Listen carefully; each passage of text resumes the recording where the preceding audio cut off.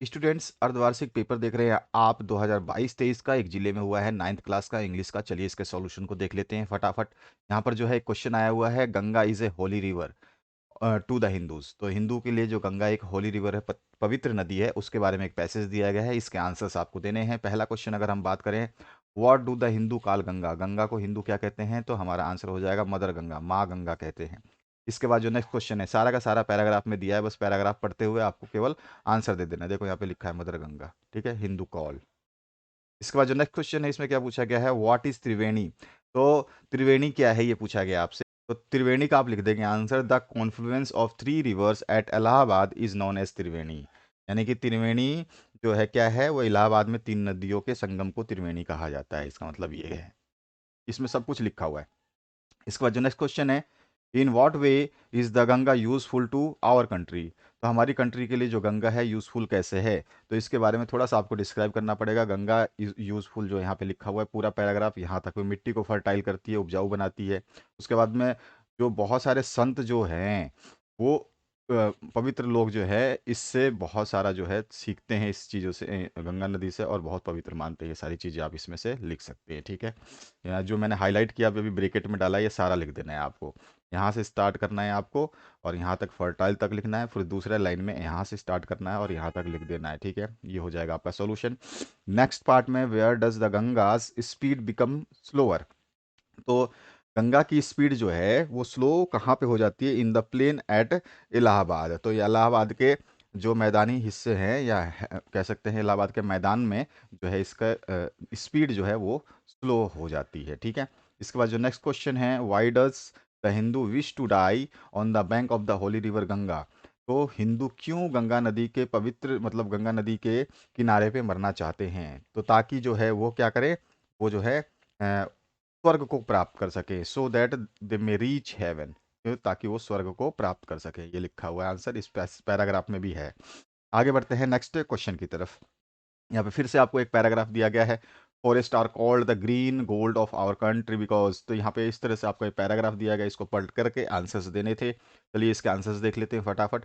तो यहाँ पर जो पहला क्वेश्चन पूछा गया, name any 5 product that we get from forest. तो फॉरेस्ट, जंगलों से हम जो भी 5 उत्पाद प्राप्त करते हैं उसके नाम लिखने हैं। तो सारे उत्पाद जो है मैंने हाईलाइट कर रखे हैं।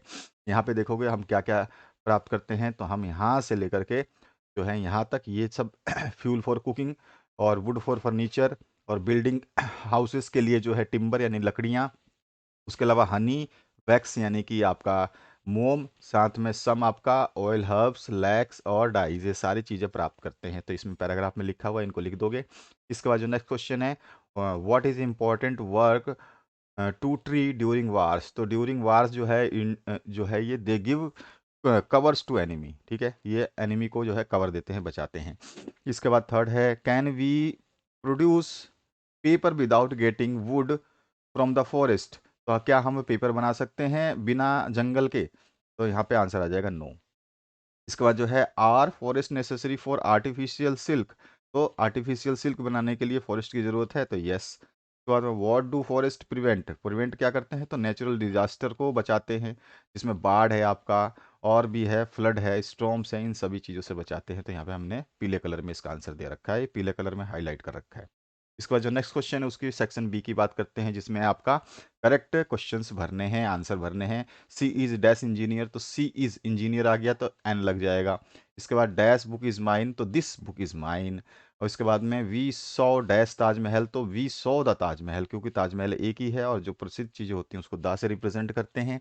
उसके बाद में, there is tea dash the port, तो there is tea in the port आएगा। और आप अपने ज़िले का, आप अगर अपने ज़िले का आंसर चाहते हैं, जैसे कि आपका ये सॉल्यूशन में दे रहा हूँ, तो आप अपने ज़िले का पेपर जो है आप बिल्कुल साफ साफ पेपर जो है आप साफ साफ होना चाहिए, पहली बात तो। उसका पीडीएफ बना करके भेज सकते हैं, पीडीएफ ही बना के भेजना है, फोटो नहीं भेजना है। पहले फोटो खींचिए, उसका पीडीएफ बना करके हमारे व्हाट्सएप नंबर पे आप जो नीचे डिस्प्ले हो रहा है वहाँ पे भेज सकते हैं।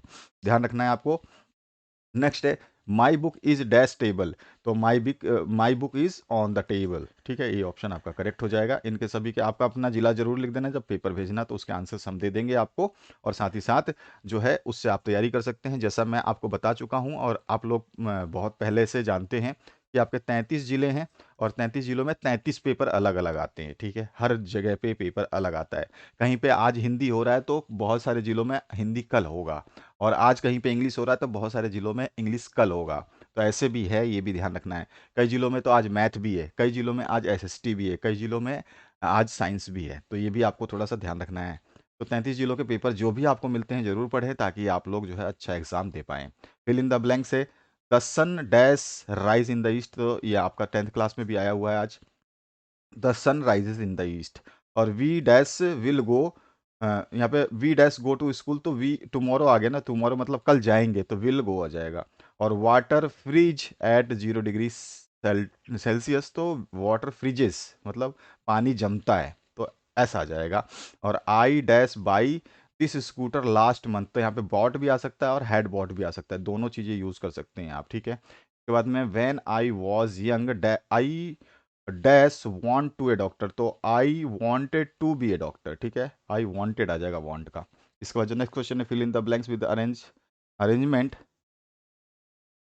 With its subject. Mohan Suresh dash reading, तो मोहन एंड सुरेश दो जने हैं तो यहाँ पे आर आ जाएगा, are reading. Not only but also she going to visit village fair, तो सी इज गोइंग अकेली है तो इज आ जाएगा। इसके बाद जो है the teacher and the poets dash my friend, तो the teacher and the poets are my friend, तो यहाँ पे दो जने हैं तो आर आ जाएगा। और both Kavita and Manish कुक्स food, दोनों जो है खाना बनाती हैं, ठीक है। इसके बाद आ जाइए नेक्स्ट पार्ट पे। यहाँ पर जो है आपको फिर से एक पैराग्राफ दिया गया, इस पैराग्राफ को पढ़ लेना है कलाम वाला, और उसके बाद में जो है आप इसके आंसर्स देंगे। तो पहला जो प्रश्न पूछा गया यहाँ पे, Kalam's dash lineage was the more distinguished,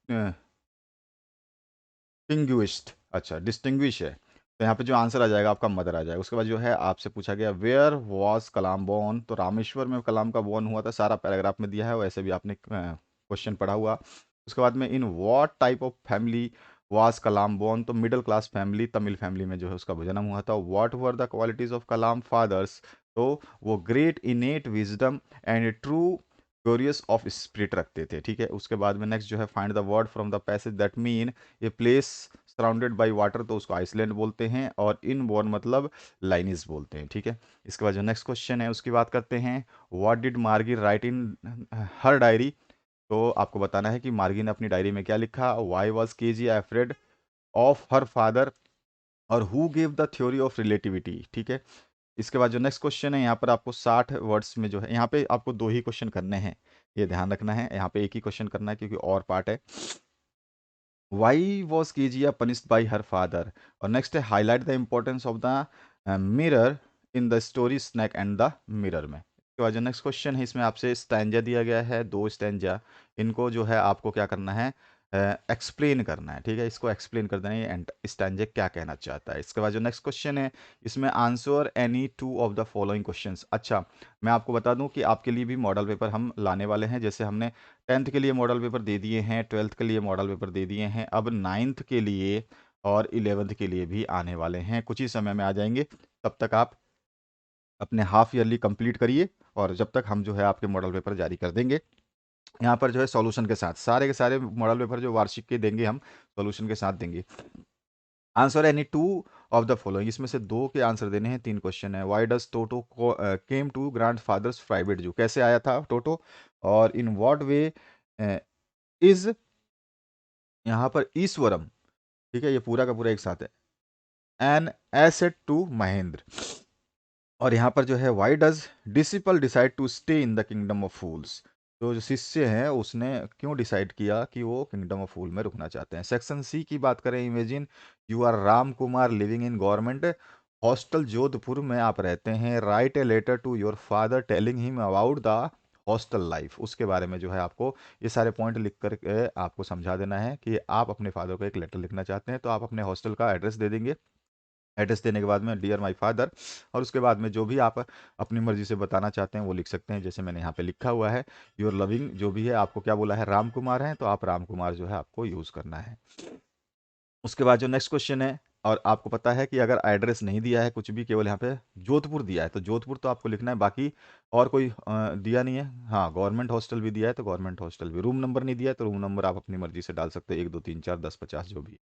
इसके बाद इसके और पार्ट में भी आपको एक क्वेश्चन दिया है, you are Mohan government senior secondary school Bhinmal, write formal email आपको लिखना है, letter to the principal at gssbhinmal@gmail.com to arrange extra classes. Extra class के लिए एक ईमेल सिंपल सा एप्लीकेशन लिखना है। सबसे पहले क्या करना है आपको, यहाँ पे आपको जो है टू लिखना है, टू के बाद में आप जो है ये वाला एड्रेस लिखे हुए, ठीक है, ये gssbhinmal@gmail.com, ठीक है।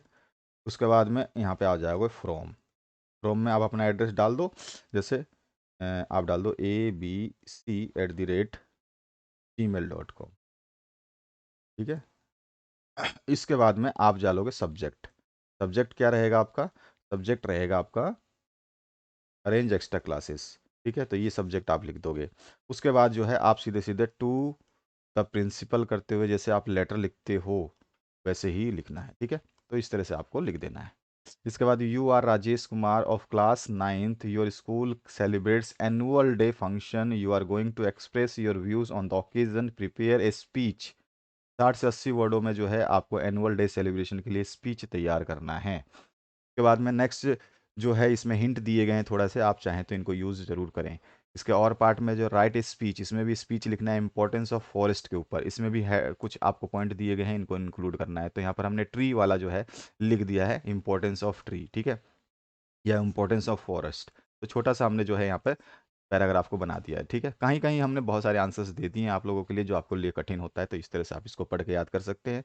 इसके बाद जो है कंप्लीट द स्टोरी, यहाँ पे दो स्टोरीज है, एक ये वाला है, एक ये वाला है, तो आप दोनों में से टोटोटाइज वाला कर सकते हैं या फिर ग्रीडी डॉग वाला, तो हमने ग्रीडी डॉग वाला कर दिया है। इसके बारे में आप इस तरह से लिख सकते हैं और मोरल जरूर लिखेंगे। तो इस तरह का आपका पेपर है ये, जिसका सोल्यूशन आपने देखा। आप अपने ज़िले का PDF जो है भेज सकते हैं हमारे व्हाट्सएप नंबर पर जो नीचे डिस्प्ले हो रहा है, और PDF आपका साफ होना चाहिए, बिल्कुल साफ सुथरा, और अपना जिला जरूर लिखें जब भी आप पेपर भेजें। हमारे चैनल पे सारे अवेलेबल कराए जा रहे हैं सॉल्यूशंस और पेपर्स, उनको जरूर पढ़ लें अगर आप एग्जाम में अच्छा परफॉर्मेंस करना चाहते हैं। Thank you very much, have a good day.